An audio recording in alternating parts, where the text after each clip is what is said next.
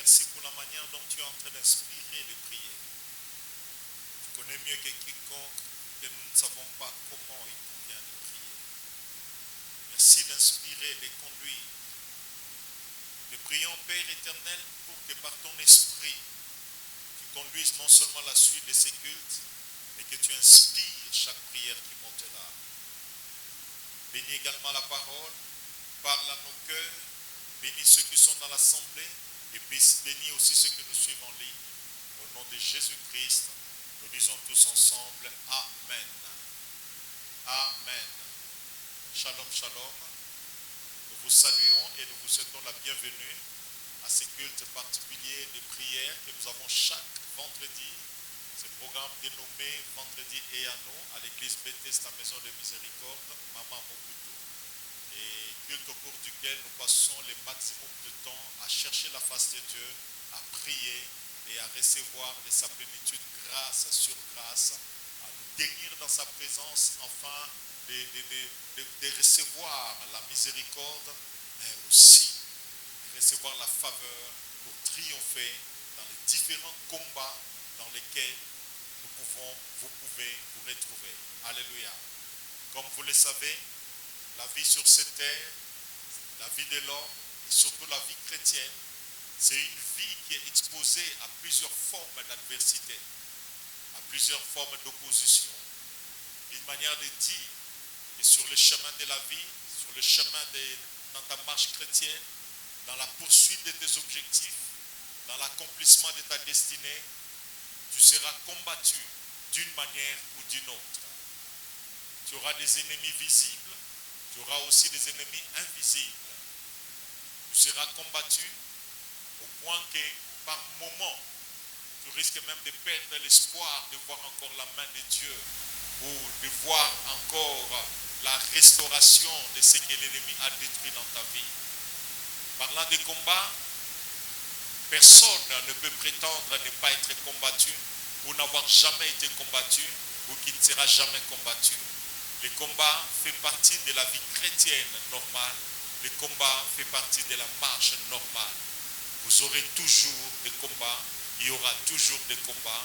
Mais en disant qu'il y aura toujours des combats, j'aimerais proclamer aussi qu'en Dieu, en Jésus, vous aurez toujours la victoire. Je crois que tu allais dire Amen. Je disais en Jésus, tu auras toujours la victoire. Alléluia. Alléluia. Alléluia. Le psalmiste pouvait dire, avec Dieu, nous ferons des exploits. Et parmi les exploits que nous ferons, il y a la victoire sur les Goliaths de nos familles. Il y a la victoire sur les Goliaths qui sont sur le chemin de notre destinée. Et la Bible ajoute, bien aimé, non seulement que le psalmiste a dit, avec Dieu nous ferons des exploits, il a aussi dit, c'est lui qui écrasera nos ennemis. Amen. Amen. Aujourd'hui, j'aimerais qu'on lise deux textes. Le premier, nous l'avons déjà lu, et le deuxième plutôt, nous l'avons déjà lu il y a 2 semaines. Exploité. Le deuxième texte, c'est Éphésiens chapitre 6. Éphésiens chapitre 6, du verset 12 au verset 17.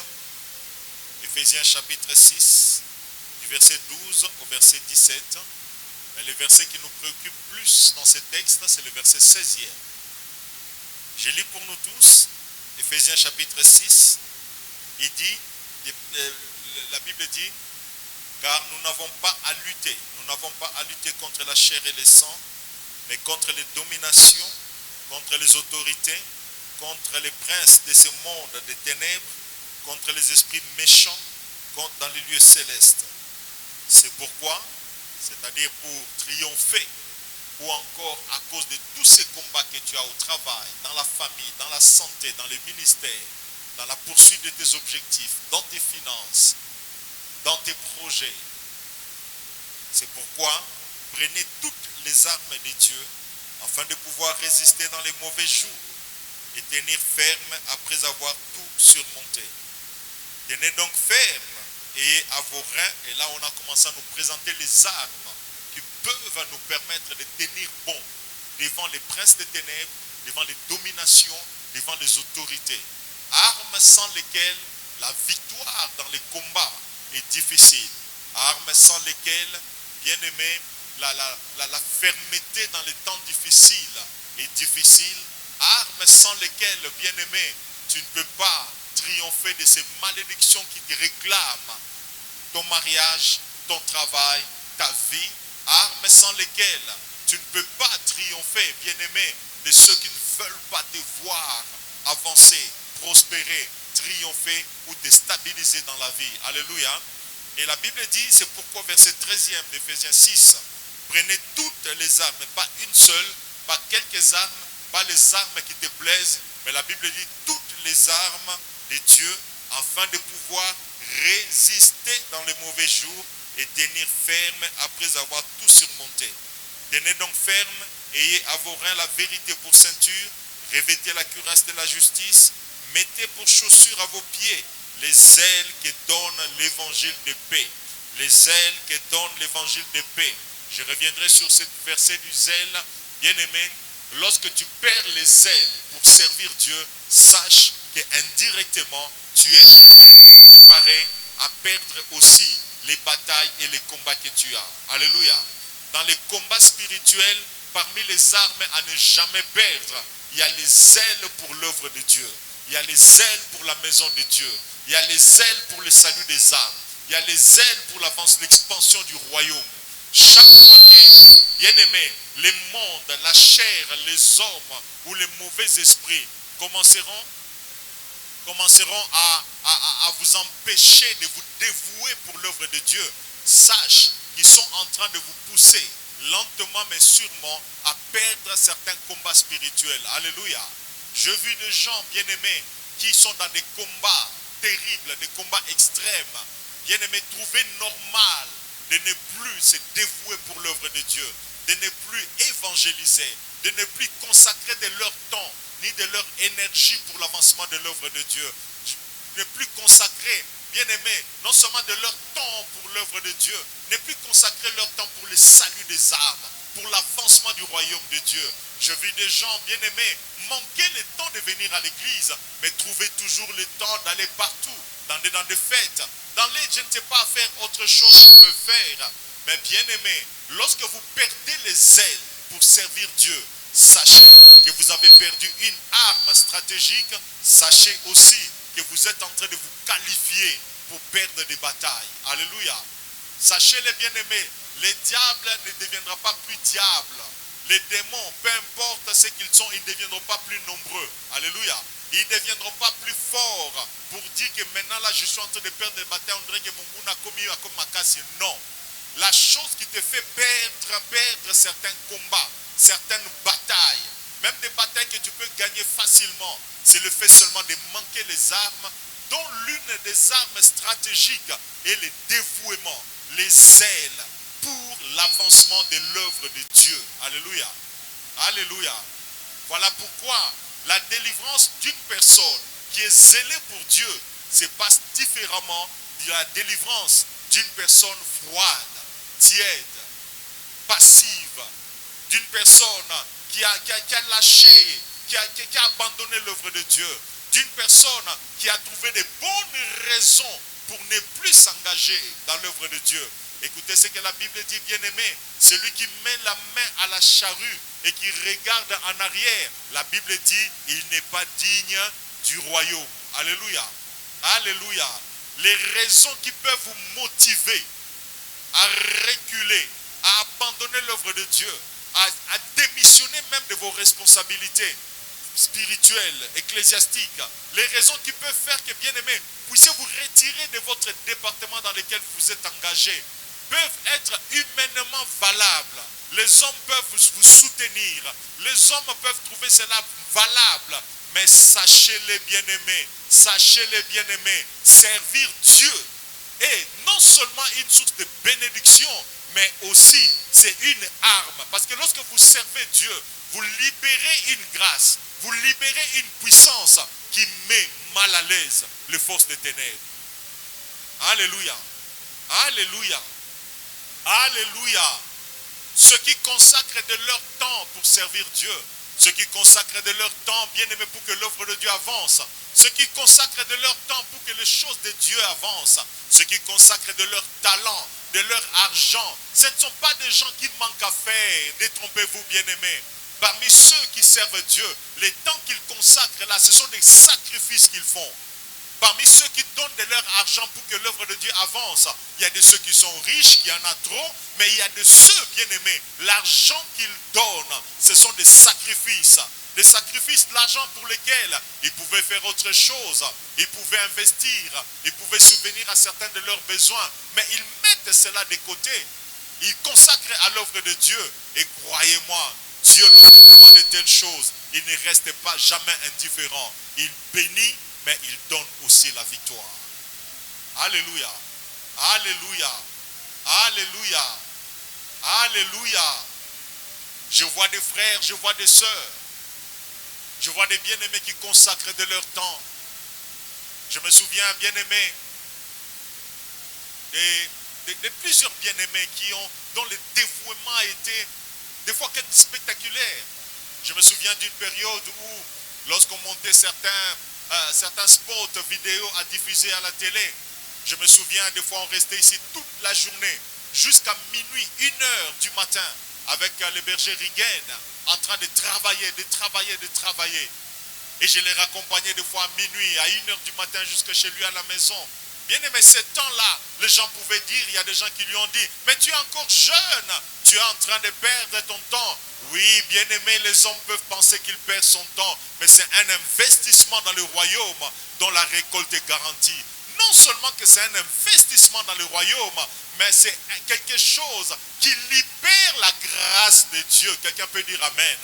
Vous ne pouvez pas imaginer de quelle malédiction familiale il a été délivré juste par sa consécration. Vous ne pouvez pas imaginer, bien-aimé, combien Dieu peut faire que demain, sa vie soit différente de celle des membres de sa famille, de tous ses frères, de toutes ses sœurs, de tous ses cousins, de toutes ses cousines. Non pas parce qu'il est plus intelligent qu'eux, non pas parce qu'il a étudié plus qu'eux, non pas parce que, je ne sais pas, il est plus déterminé qu'eux, mais simplement parce que lorsque les autres consacraient de leur temps aux futilités, aux divers, à la distraction, au sommeil, aux promenades, à des communions inutiles, il consacrait de son temps à servir Dieu.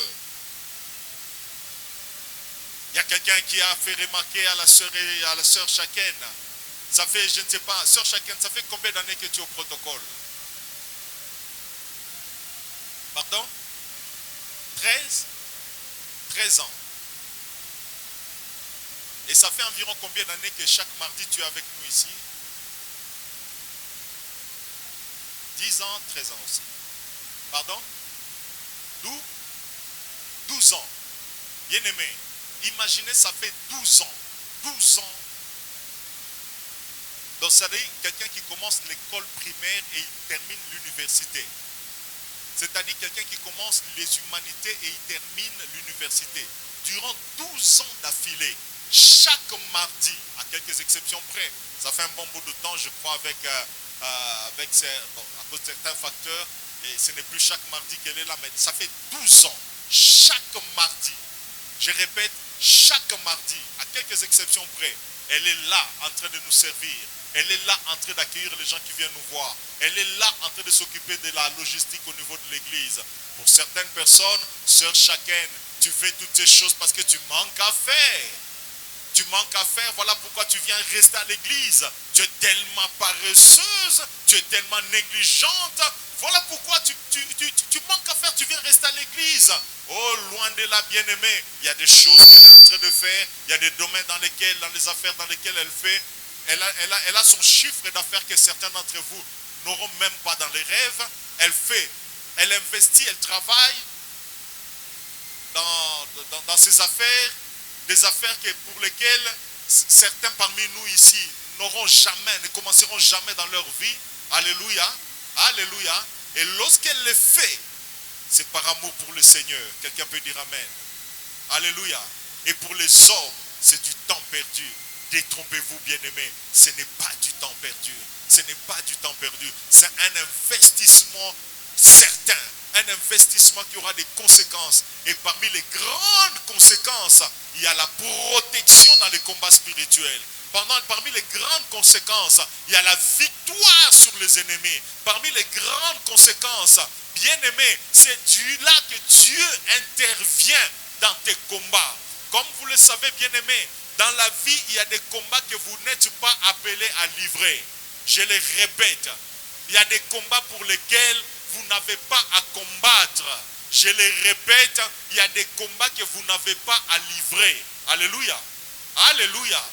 Pour plusieurs raisons. Pouvez-vous imaginer, bien-aimés, le roi s'est levé contre Jésus, qui était un bébé, qui était encore un enfant.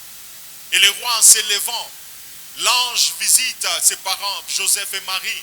En visitant Joseph et Marie, je crois que la parole qu'on aurait souhaité entendre de l'ange, c'était: Marie et Joseph, ne craignez rien, ne craignez rien. Cet enfant vient de Dieu, cet enfant est le Fils de Dieu, cet enfant est Dieu. Restez là où vous êtes, l'ennemi ne vous fera absolument rien, rien, rien, rien, rien. L'ange n'a pas dit cela. L'ange leur a demandé de faire quoi?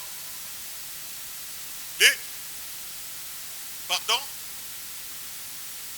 Je n'entends pas. Quelqu'un peut m'aider? L'ange a demandé à ce qu'il fasse quoi? Qu'il fuit, qu'il parte en Égypte.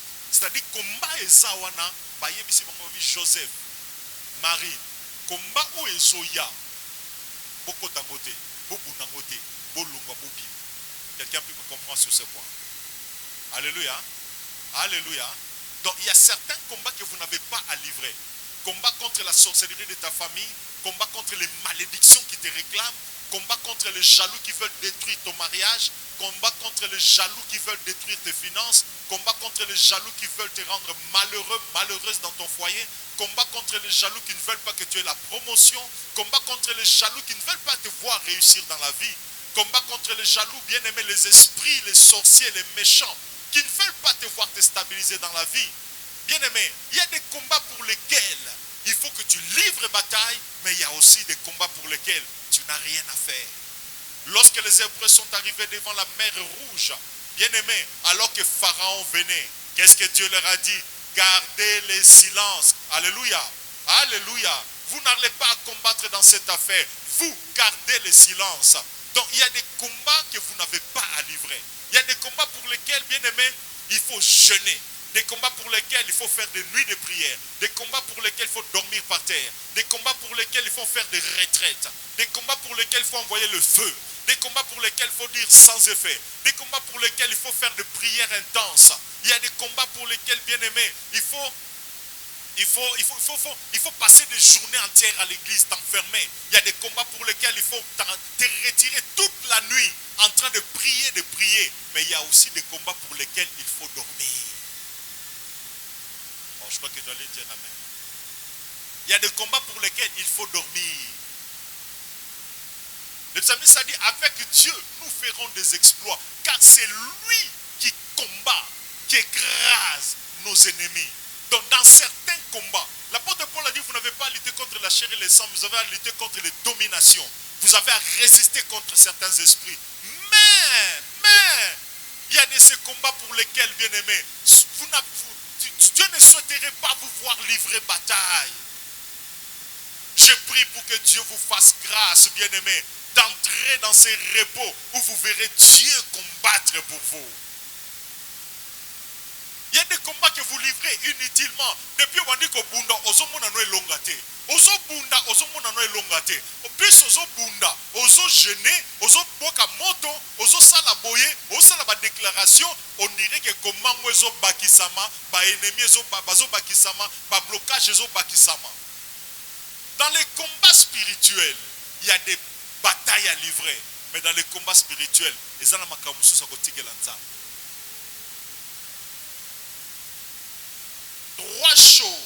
4 choses, je crois en avoir déjà parlé il y a quelques années en arrière. Il y a un certain nombre de choses qui peuvent faire que dans ton sommeil, alors que tu dors, dans ton repos, que Dieu puisse s'occuper lui-même de tes ennemis. Alléluia. Alléluia. La première chose, je l'ai évoqué, je l'ai relevés précédemment, bien-aimés, c'est les zèle pour l'œuvre de Dieu. Les zèle pour l'œuvre de Dieu. Lorsqu'on vous demande de servir Dieu, bien-aimé, lorsqu'on vous demande de consacrer de votre temps, de votre énergie, de votre argent pour l'avancement de l'œuvre de Dieu, lorsqu'on vous demande de consacrer de vos talents, lorsque Dieu vous le demande, c'est parce que Dieu connaît les combats que vous avez maintenant, les combats que vous aurez dans le futur, et mais aussi les malédictions de vos familles, de vos grands-parents qui sont en train de vous réclamer. Et dans ces combats de réclamation, bien-aimés, vous êtes même en train d'être réclamé par des démons que vous ne connaissez pas, par des malédictions que vous ne connaissez pas, par des pactes qui ont été conclus pour lesquels vous n'avez pas été informé. Vous n'avez pas été informé. Et vous êtes en train d'être réclamé. Et dans ces réclamations, vous vivez des problèmes dans les finances, dans la santé, dans les relations, dans les projets. Des problèmes inutiles, mais vous vous demandez ça vient d'où? Avec tous ces combats, Dieu, dans sa miséricorde, il vous demande de les servir. Il vous demande de vous consacrer à lui.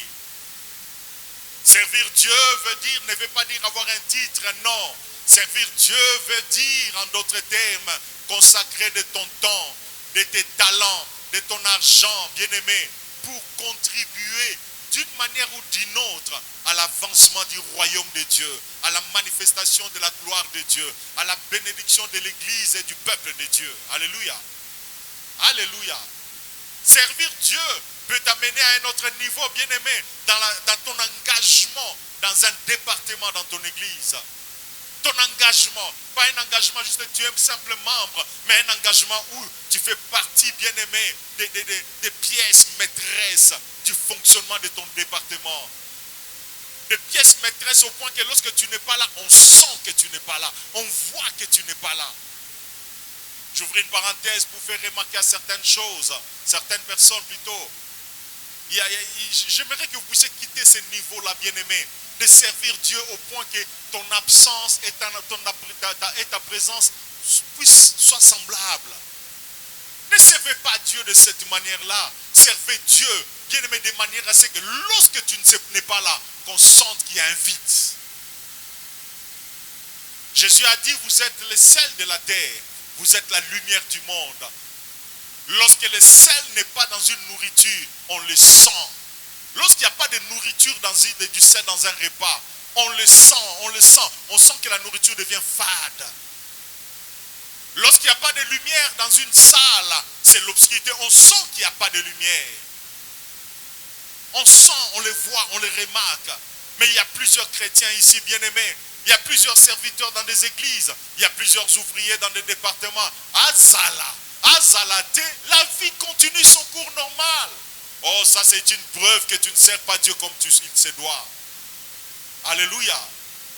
L'apôtre Paul, en parlant de l'église, il illustre les corps humains pour parler de l'église, en disant que nous sommes tous des membres du corps. Et en étant tous des membres du corps, chacun de nous est un organe particulier.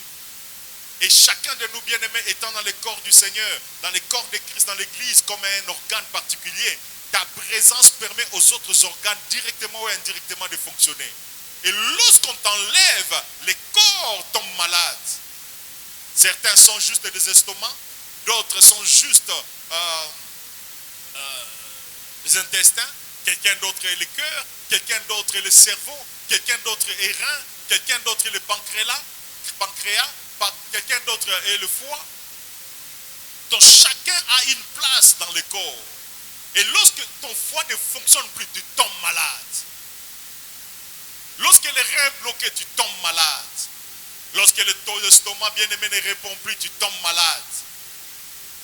Tu tombes malade. Lorsque les dents ne fonctionnent pas, tu es vraiment malade. Surtout si ça fait mal.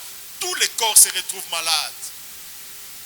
Lorsqu'on te coupe les orteils ici de la jambe, de pied, les orteils de pied que tu ne vois pas très bien, mais ça crée un déséquilibre. Tu ne sais pas bien rester en équilibre. Donc chaque partie du corps est tellement important que son absence entraîne un déséquilibre, un dysfonctionnement, un malaise. Et un chrétien normal, un serviteur de Dieu normal, lorsqu'il est là, on sent qu'il est là. Et lorsqu'il est absent, on sent les vides. Lorsque vous servez Dieu de cette manière-là, croyez-moi, vos combats deviennent les combats de Dieu. Vos batailles deviennent les batailles de Dieu. Vos problèmes deviennent les problèmes de Dieu. Les gens se lèveront contre vous alors qu'ils cherchent à mettre la main sur vous. Au lieu de vous trouver, c'est Dieu qu'ils vont rencontrer. C'est alors que vous aurez comme une légion d'anges en train de camper autour de votre maison, en train de camper autour de votre vie. La première arme, bien-aimé, dans les combats que tu as, c'est le dévouement, les ailes que tu déploies pour l'œuvre de Dieu. Plaise à Dieu de bénir tous ces hommes et toutes ces femmes qui consacrent de leur temps, de leur argent, de leur énergie, de leur talent particulier pour que l'œuvre de Dieu avance, pour que l'Église s'épanouisse, pour que l'Église s'équipe, pour que l'Église croisse, pour que les âmes soient sauvées. Que mon Dieu vous bénisse et vous récompense davantage. La deuxième arme, bien aimé, le deuxième facteur, à part les ailes qui permet à Dieu, bien aimé, d'entrer dans vos combats, c'est la dîme et les offrandes. Donc il prend la légère la dîme. Je vis beaucoup de gens lorsqu'il s'agit de la dîme, ils donnent des dîmes symboliques. Ils donnent symboliquement la dîme. Il peut gagner 10 000 $. Et puis il donne symboliquement 100 $ comme dîme. Symboliquement. Et d'autres donnent à tempérament, ils donnent. C'est moi ici. Et puis il attend un autre mois et puis il saute. D'autres choisissent les dîmes. Lorsqu'il a 10 000 francs, il considère que 1000 francs, il ne peut pas donner la dîme. Détrompez-vous. Dieu ne voit pas d'abord la quantité, il voit l'obéissance.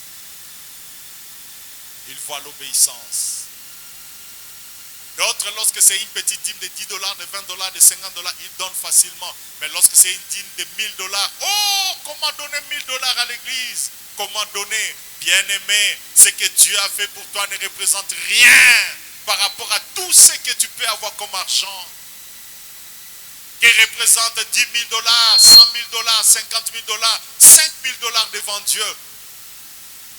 Lorsque tu refuses de servir Dieu avec ton argent, avec ta dîme, tu t'attires toi-même la pauvreté. Si tu ne vis pas cette pauvreté aujourd'hui, bien aimé, c'est ta progéniture qui récoltera. Dans Malachie, le Seigneur a dit, mettez-moi de la sorte à l'épreuve et vous verrez, si je ne menacerai pas pour vous celui qui dévore. Oh, j'aimerais que tu retiennes cela. Dieu veut menacer.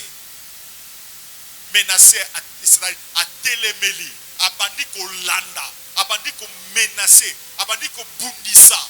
Batu nyonso ba télémela, pona ko yiba kimia na yo, pona ko yiba esengo na yo, pona ko boma bana na yo, pona ko boma mobali na yo, pona ko boma mwasi na yo, pona ko bebisa mombongo na yo, pona ko bebisa libala na yo, pona ko empêcher yo okende liboso. Batongo baza ebele oyebi bangote. Ba misusu kutu ba kokiosa na ba membre à famille. Ba misusu parmi tes amis, ba misusu parmi tes proches, bazo bundisa yo, ozo mona te, ozo yeba te, mais nzamba yebi bango. Si tu es fidèle dans tes offrandes, dans tes dîmes, les combats que tu ne peux pas livrer, Dieu s'en charge. Dieu s'en charge. Et pour vous faire perdre la bataille, que fait le diable, il vous pousse à être négligent dans vos offrandes.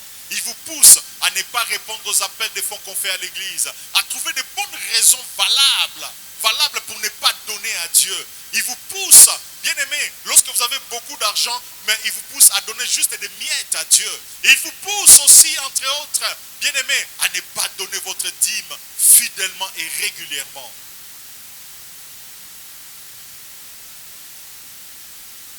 Et le troisième facteur qui fera que Dieu s'approprie vos combats, c'est votre foi.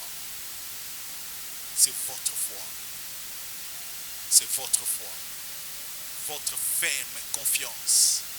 Cette ferme assurance Dieu faisant grâce, nous allons continuer sur ce point la fois prochaine.